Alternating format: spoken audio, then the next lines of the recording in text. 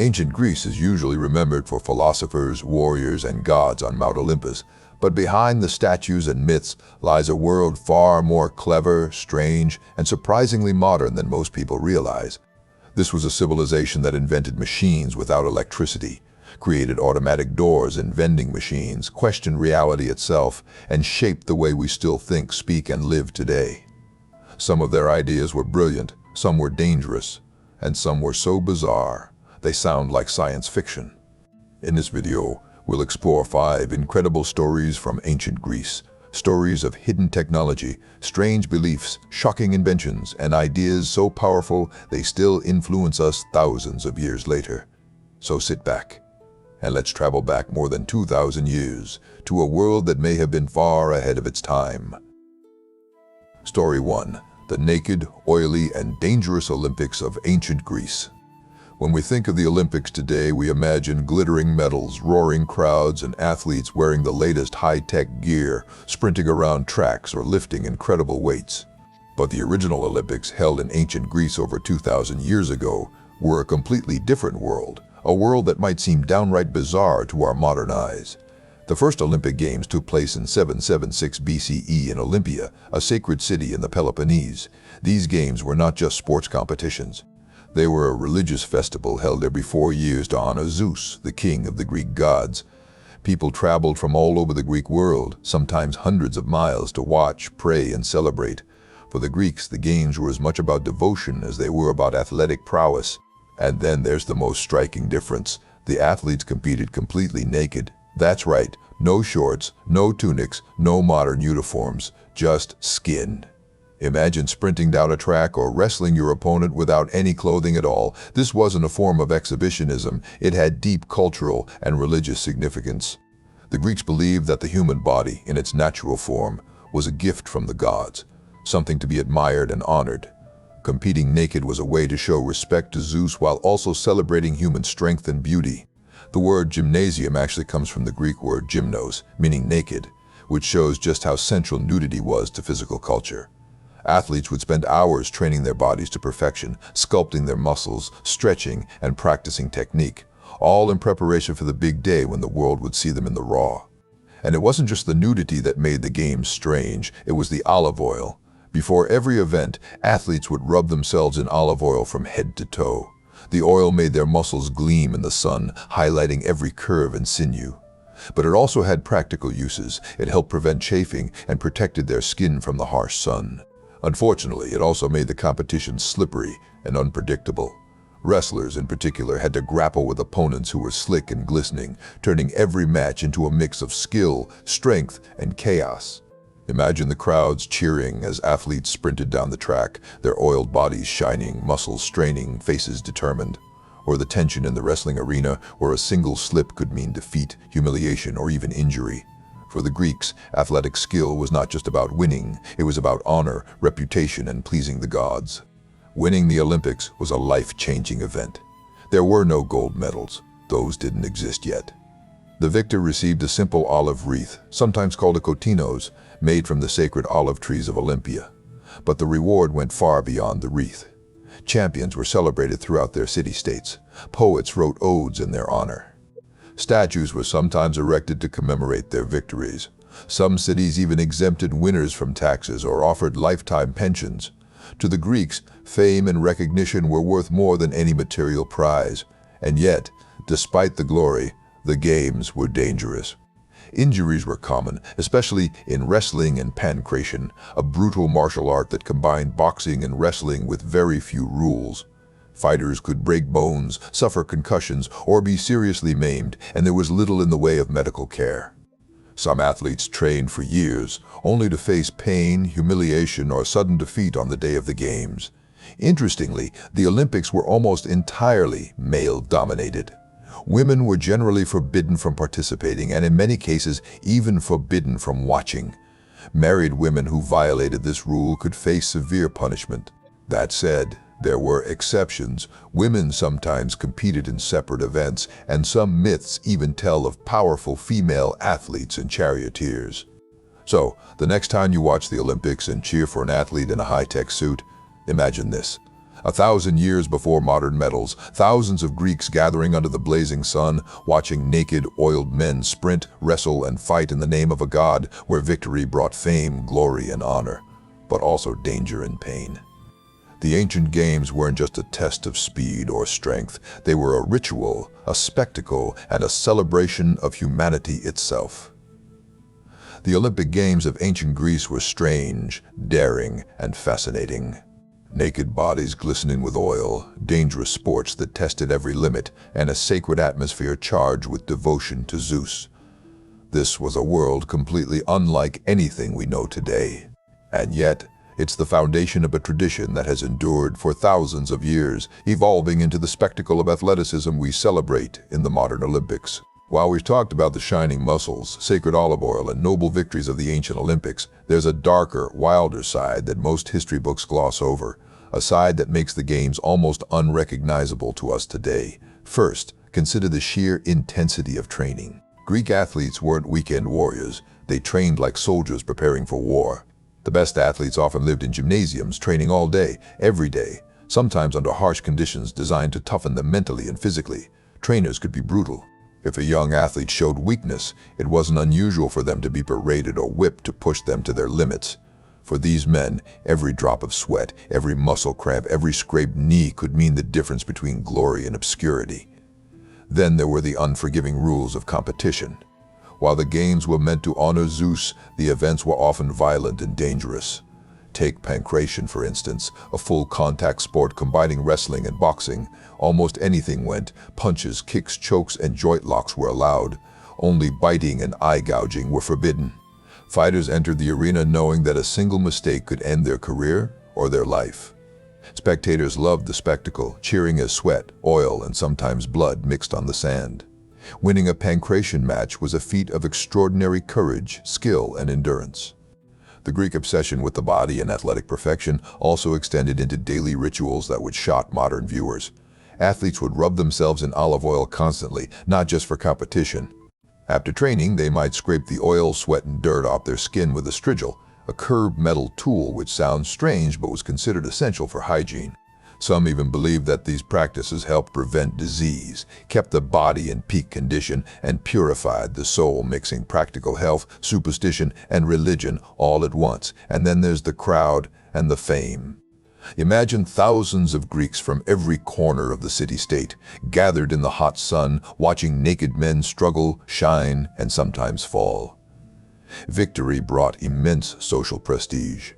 Poets composed odes. Local governments rewarded champions with free meals, money, or even tax exemptions. But fame was also dangerous. Athletes who became too famous could become targets of envy, sabotage, or political intrigue.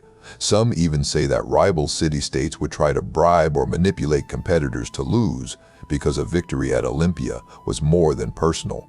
It was a point of pride for your entire polis. Interestingly, the Olympics weren't just a test of physical skill. They were a test of character. Athletes swore oaths before Zeus, promising to compete fairly.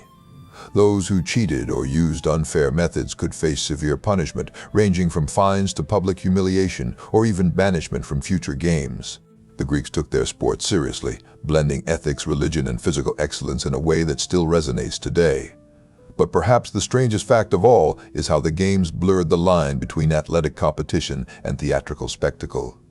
Athletes would sometimes pose, flex, or perform little feats for the crowd between events. Some even brought musical accompaniment with flutes or drums, turning competitions into a mixture of sport, ritual, and performance art. Spectators weren't just watching skill, they were witnessing a ritual celebration of human potential. The ancient Olympics, in short, were more than games. They were a dangerous, dazzling, and deeply human festival, a mix of devotion, daring, and spectacle. Naked, oiled bodies glistened under the hot Greek sun. Sweat and blood mixed on the sand. Cries of triumph and anguish echoed through the stadium. Victors were immortalized in poetry, statues, and memory, while the fallen faded into obscurity. Every 4 years, the world converged on Olympia to celebrate the perfect, flawed, and extraordinary human body, and to honor a god who demanded excellence, courage, and spectacle in equal measure. In the end, the Olympics of ancient Greece were a world apart from our modern games, a place where beauty, brutality, devotion, and drama collided in ways that are almost impossible to imagine today. And yet, the echoes of those naked, oiled athletes still resonate, reminding us that athleticism has always been about more than winning. It has always been about proving something profound about humanity itself. Story 2. Love, Lust, and Strange Customs in Ancient Greece. When we think of ancient Greece, we often picture philosophers, warriors, or Olympic athletes. But behind the temples and the politics, the Greeks had a complicated, often shocking approach to love, desire, and sexuality. A world full of rules, rituals, and scandals that would make most modern audiences gasp. First, let's talk about pederasty. In Athens, it was common for an older man, often in his 30s, to form a mentorship and sometimes a sexual relationship with a teenage boy. Now, before we jump to judgments, this wasn't considered immoral at the time. In fact, it was seen as an important social institution. The older man, called the Erastes, would teach the younger boy, the Eromenos, about politics, philosophy, warfare, and the ways of society. Sexual intimacy was sometimes part of this bond, but it was framed as educational, honorable, and mutually beneficial. To modern ears, this might sound shocking, but the Greeks thought of it as a way to cultivate courage, intellect, and loyalty. Some historians even argue that it shaped the character of future leaders. Meanwhile, the boys themselves were often expected to resist advances, showing courage and self-control before the relationship developed fully. It was a delicate balance of mentorship, social expectations, and desire. But sexual norms weren't just structured. They could be bizarrely creative. Greeks were obsessed with aphrodisiacs and magical love aids. People believed that certain herbs, potions, or even animal parts could increase desire, fertility, or attractiveness. There were recipes that included everything from honey to the ground-up parts of exotic animals. Some believed that wearing charms or amulets could make a lover faithful, or even casting spells over wine or food could ignite passion. Love, for the Greeks, was both science and superstition, a delicate mixture of biology, magic, and manipulation. Of course, Greek mythology shows that even the gods didn't follow human moral rules. Zeus, the king of the gods, was infamous for his many affairs, often taking the form of animals, clouds, or even gold to seduce mortals.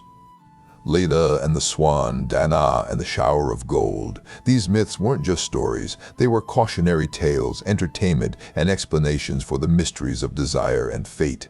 Love, lust, and trickery were inseparable in the Greek imagination. And let's not forget the female side of Greek sexuality, which was often suppressed but still fascinating. Married women were generally expected to be faithful, but courtesans, or heterae, held a unique place. These women were educated, independent, and skilled in conversation, music, and dance. They could influence politics, mingle with the elite, and even mentor young men in ways that upper-class wives could not. Being a hetera was not just about sex, it was about power, charm, and social leverage. Even ordinary sexual customs could seem strange to us. For instance, it was common for people to wear perfumes, oils, and elaborate jewelry to attract a partner. Certain festivals, like the rural Dionysian celebrations, encouraged sexual freedom, temporary role reversals, and public displays of desire, ritualized chaos that temporarily overturned social norms. In some cases, sex was intertwined with religion, believed to bring fertility to the land or favor from the gods. But perhaps the most intriguing part of Greek sexual culture was how integrated it was with education, mentorship, and social status. Sex wasn't just private, it was a way to bond, teach, and advance socially, a complex dance of attraction, loyalty, and power. The Greeks were masters at turning desire into art, ritual, and philosophy, showing the world that love could be as intellectual as it was physical. In the end, ancient Greek sexuality was messy, brilliant, and shocking. There were mentors and students, gods and mortals, potions and charms, lovers and courtesans, rules and rebellions. It was a world where the human heart, its desires, ambitions, and passions, was as important to society as the body in the Olympics or the mind in the academy. Love in ancient Greece wasn't just a feeling. It was a lesson, a spectacle, and a force that shaped lives in ways we're still trying to understand today. Hyle. Part 1 gave us a glimpse of mentorships, God's affairs, and heta. The reality of love and desire in ancient Greece was even stranger, riskier, and more theatrical than most imagine. Behind the polite columns of Athens and the disciplined armies of Sparta, sexuality was often a public, performative, and sometimes dangerous affair. Take the festival of Dionysus, for instance. While we often think of the Greeks as orderly and rational, they loved chaos, and nowhere was this clearer than in the rituals of the wine god Dionysus. During his festivals, rules of normal society could be temporarily overturned. Men and women danced wildly, drank heavily, and engaged in acts of ritualized desire. Some ceremonies included masked performances, erotic dances, and even temporary role reversals where slaves might act as masters and women could openly defy social expectations. These festivals were about breaking boundaries, celebrating fertility, and honoring the raw power of desire, and yes, sometimes it got very scandalous. Then there were the sexual myths and magical practices that blurred fantasy and reality. The Greeks believed that certain objects or rituals could make love unavoidable. Lovers might exchange charms, whisper spells, or even bury tokens under a partner's bed to ensure fidelity or seduction. Some believed that animal parts, like a rabbit's heart or a dog's liver, could be used in potions to ignite passion. Others used aphrodisiac foods like oysters, honey, or figs, claiming they could stir desire instantly. For the Greeks, love was part alchemy, part superstition, and part psychology. Even the gods set strange examples. Aphrodite, the goddess of love, wasn't just romantic. She was powerful, manipulative, and sometimes vengeful. Mortals who angered her could be cursed with unrequited desire, while others were rewarded with irresistible attraction. And Hermes, the trickster god, was notorious for helping lovers sneak secret trysts, often leading to comedic or chaotic results in myths. For the Greeks, love was never simple, and the stories they told reflected that. Sparta added another twist. While Athens focused on mentorship and intellectual bonds, Spartan culture emphasized physical perfection, fertility, and military preparation. Women in Sparta were encouraged to exercise, wrestle, and maintain strong, healthy bodies, partly so they could bear strong children for the state.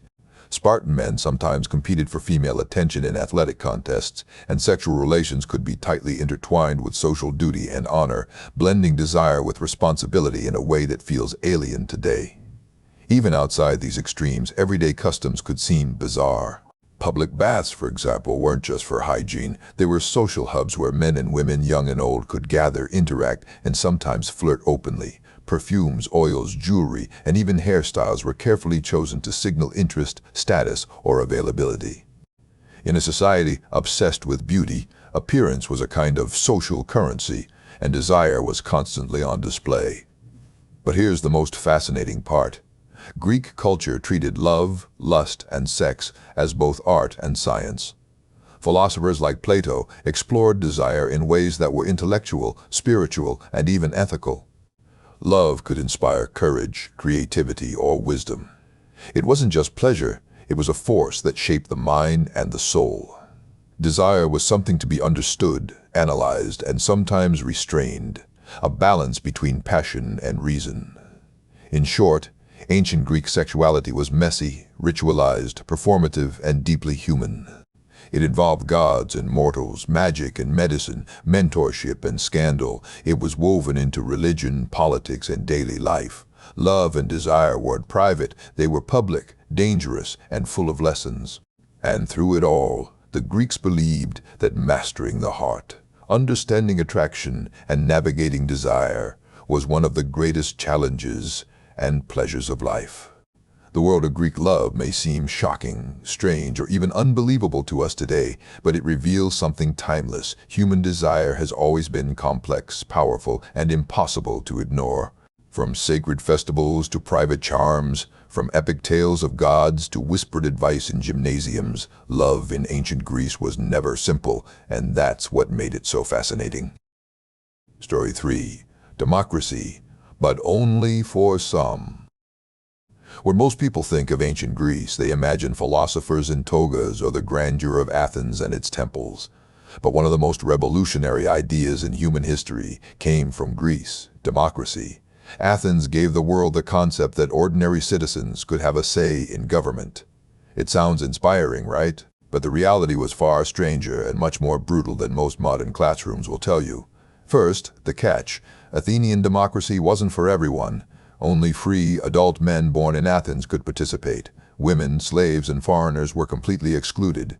That's right, if you were female, a slave, or even a resident foreigner, your voice didn't matter. In fact, women weren't just barred from voting, they often weren't even allowed to attend the assembly, the place where important decisions were made. And yet, within this exclusive club, democracy was surprisingly chaotic. The Athenians used a system called sortition, which meant that many public officials were chosen by random lottery rather than elections. Imagine the idea that your neighbor or even a complete stranger could suddenly be responsible for running courts, collecting taxes, or overseeing the city's food supply. It wasn't a test of skill, it was literally luck of the draw. Then there was the ultimate weapon of Athenian democracy, ostracism. This was a process where citizens could vote to exile a person from the city for 10 years, and it didn't even require a crime. If someone was too popular, too ambitious, or just threatening the balance of power, the people could simply vote them out. Famous figures like Aristides, known as Aristides the Just, were ostracized not because they were guilty of wrongdoing, but because their virtue or fame made others jealous or fearful. Imagine living in a city where your reputation alone could get you kicked out for a decade. Politics in Athens wasn't just competitive, it could be deadly. Citizens often engaged in fierce debates, public accusations, and character attacks. The assembly was a place of oratory duels where the ability to speak persuasively could win votes but also make enemies. Those who failed could see their careers and sometimes their lives destroyed by rivals who manipulated public opinion, bribed voters, or spread rumors. And yet, despite its flaws, Athenian democracy was surprisingly forward-thinking. Citizens could propose laws, serve on juries, and hold officials accountable in ways that were almost unheard of in the ancient world. But the system relied on constant participation, vigilance, and sometimes ruthless social maneuvering. You had to be clever, persuasive, and aware of every rumor and alliance in the city, or risk being sidelined, humiliated, or exiled. So, the next time you hear someone praise Athens as the birthplace of democracy, remember, it was a radical, messy, and sometimes cruel experiment. The people had power, but only some people. Decisions were made in public, often haphazardly, and personal ambition could turn the democratic process into a dangerous game. In Athens, democracy was a privilege, a spectacle, and a high-stakes battlefield all at once. Take the Athenian courts, for example. Ancient Athens didn't have professional judges or lawyers in the way we do. Instead, ordinary citizens served as jurors, often in numbers of hundreds or even over 1,000 people. That's right, a trial could have a jury of up to 500 randomly selected citizens, all armed with the power to decide someone's fate. And they weren't legally trained. They were just fellow citizens, chosen by lottery, tasked with deciding life and death matters. The stakes were extreme. Punishments could include exile, massive fines, or even death. Trials were public spectacles held in open-air theaters with thousands of spectators cheering, jeering, or shouting advice. Imagine standing accused of a crime while the entire city watched, and every citizen had a vote on your fate. In some cases, speeches and rhetoric mattered more than evidence. A skilled orator could sway the masses, while a timid speaker could be condemned, no matter the truth. And then there was the payment for jurors. Citizens were paid a small sum for participating in trials, a seemingly fair incentive. But this created unexpected consequences. Some people treated civic duty like a job rather than a responsibility, attending trials to collect wages, not to ensure justice. This meant that decisions could sometimes be influenced by greed, bias, or popularity contests, making the courts both democratic and unpredictable. Political life in Athens could be even more cutthroat. Citizens debated laws in the assembly, proposed reforms, and challenged public officials. But disagreements often turned personal. Athenians loved public shaming and ridicule. A politician who made a misstep could be mocked in songs, lampooned in public, or accused of treason, all in front of the city. And if you became too powerful or simply unpopular, you risked ostracism, being exiled for 10 years without trial. Some Athenians spent their entire adult lives dodging political attacks, constantly defending their reputation as if their lives depended on it, which, in many ways, they did. Even voting could be dramatic. In some cases, citizens wrote names on shards of pottery, and the person with the most votes against them would be exiled. Picture thousands of Athenians scratching names on broken pots, deciding someone's life or exile with a single shard. It was democracy, yes, but messy, personal, and sometimes terrifying. Yet despite all this chaos, Athenian democracy also encouraged incredible civic engagement and debate. Citizens learned to speak persuasively, negotiate, and consider public opinion carefully. Politics was a performance, a trial, and a game all at once. The system might seem brutal by modern standards, but it created a society where ordinary people had influence, responsibility, and a voice, even if wielding it was risky. In the end, Athenian democracy was far from perfect, far from safe, but undeniably fascinating. It was a system where luck, rhetoric, and public perception could decide fates, where juries of thousands wielded massive power, and where political life was a high-stakes theater of ambition, rivalry, and survival. For the Athenians, democracy wasn't just about freedom. It was a game of courage, strategy, and sometimes sheer audacity. So, while modern democracy gives us voting booths and legal protections, the Athenian system was loud, unpredictable, and downright dangerous. Proof that giving ordinary citizens power can be revolutionary and terrifying. Story 4. Curses, Superstitions, and the Weird Daily Life of Ancient Greeks. Ancient Greece wasn't just temples, philosophers, and athletes. It was also a world obsessed with superstition, magic, and the unseen forces of fate. The Greeks believed that gods, spirits, and curses could touch every part of daily life, sometimes in terrifying, sometimes in bizarre ways. Take, for example, the idea of curse tablets, or katadesmoi. These were small pieces of lead inscribed with curses, spells, or invocations to the gods and spirits. People would write the names of rivals, enemies, or even lovers they wanted to control, fold the tablet and bury it in the ground, or throw it into a sacred spring. Some were designed to ruin a competitor in business, others to make a lover faithful, or even to cause physical harm. One particularly shocking example comes from Athens around 400 BCE, where a man wrote a curse tablet asking the gods to make his rival's life miserable and his business fail. The tablet included detailed instructions for the curse, even specifying that the victim should experience misfortune in both body and soul. It's hard not to imagine him whispering the words in the dark, hoping the spirits would obey. But magic wasn't limited to curses. The Greeks also believed in apotropaic symbols, objects, or charms designed to ward off evil. One of the most famous was the evil eye, a look of envy or malice that could bring illness or bad luck. People wore amulets, painted eyes on walls, or even carved protective symbols into their homes. Some families went so far as to hang phallic charms at their doors. Yes, phallic charms, to scare away demons and misfortune. It sounds strange to us, but to the Greeks it was serious business. Even daily life was full of rituals to appease the gods. Before meals, people offered small portions to deities. Before leaving the house, they might make a tiny prayer or throw a coin into a shrine.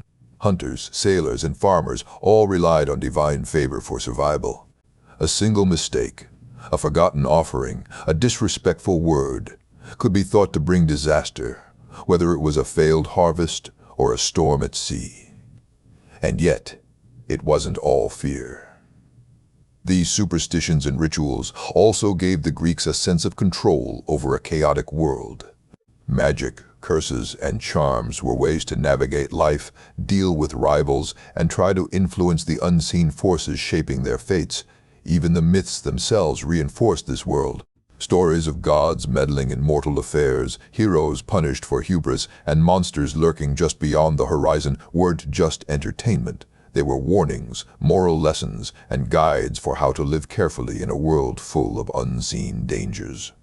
So, while we might imagine ancient Greece as a world of marble statues and grand temples, it was also a world of dark spells, protective charms, and daily rituals designed to keep the invisible forces of the universe at bay. Life was unpredictable, dangerous, and sometimes absurd.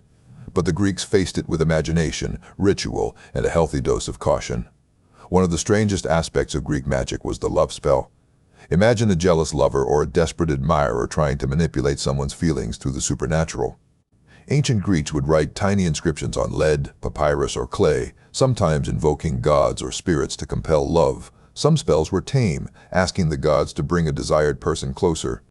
Others were terrifyingly specific, demanding that the victim feel restless, sleepless, and obsessed with the spellcaster until they return the affection. In some cases, they even included detailed descriptions of clothing, hair, or favorite places, as if the gods needed exact instructions to do their work. But love magic was not the only bizarre practice. Greeks were also masters of revenge through curses. If a competitor, neighbor, or enemy crossed someone, a curse tablet might be created to ruin their life. Some requested illness, accidents, or failure in battle or business, while others sought more creative punishments, like ensuring the victim lost their mind or was plagued with nightmares. Archaeologists have discovered dozens of these tablets, buried in wells, graves, or temples. Proof that the Greeks didn't take vengeance lightly, even in magical form. And magic wasn't just written, it could be performed physically through objects and rituals. Some Greeks believed that tying a knot in a string could trap an enemy's soul. Others stuck small pins into figurines representing rivals, thinking it would cause them pain. Sounds like something out of a horror story. But to the Greeks, it was a practical way to tip fate in their favor. Even daily habits could be peculiar. For example, spitting or making loud noises at thresholds was a way to ward off evil spirits. People carried amulets shaped like animals, body parts, or even eyes, believing they could confuse or scare away malevolent forces. Wealthy households decorated walls with phallic symbols, assuming the image itself could protect against curses or bad luck. And religion often intertwined with the bizarre. Certain rituals required sacrifices or offerings to appease gods and spirits, but these could be highly unusual. In some cases, small animals were sacrificed to ensure success in love, war, or trade. In others, food or objects were buried under the floor of a home to bless it and keep spirits away. Every action, what you ate, where you stepped, even how you washed, could carry mystical significance. Yet, despite how strange it seems to us, this world of curses, spells, and rituals had a clear purpose. It gave the Greeks a sense of control in an unpredictable world. Life was dangerous, from disease to war, from natural disasters to social rivals. Magic, superstition, and ritual were tools to navigate uncertainty, gain advantage, and protect oneself and one's family. The ancient Greeks believed that the invisible forces around them were real and powerful, and they took them seriously. Some of their methods might seem absurd or frightening today, but in their minds, charms, curses, and ritual practices were practical solutions to real problems. So, when we picture ancient Greece, we shouldn't just imagine philosophers debating and athletes competing. We should also picture a world full of hidden magic, secret curses, and rituals that blended fear, desire, and imagination. A world where the human mind tried every trick possible to manipulate fate itself. Story 5. Strange Inventions and Clever Hacks of Ancient Greece. When you think of ancient Greece, you probably imagine philosophers debating, warriors marching into battle, or athletes running in the Olympics. But the Greeks were also ingenious problem solvers, constantly inventing clever devices and everyday hacks. Some practical, some bizarre, and some that feel downright strange to us today. Take the first vending machine, for example. Yes, the ancient Greeks actually invented a machine that could dispense holy water. Around the 1st century CE, Hero of Alexandria, a brilliant Greek engineer, designed a contraption where you could insert a coin and a measured amount of water would pour out.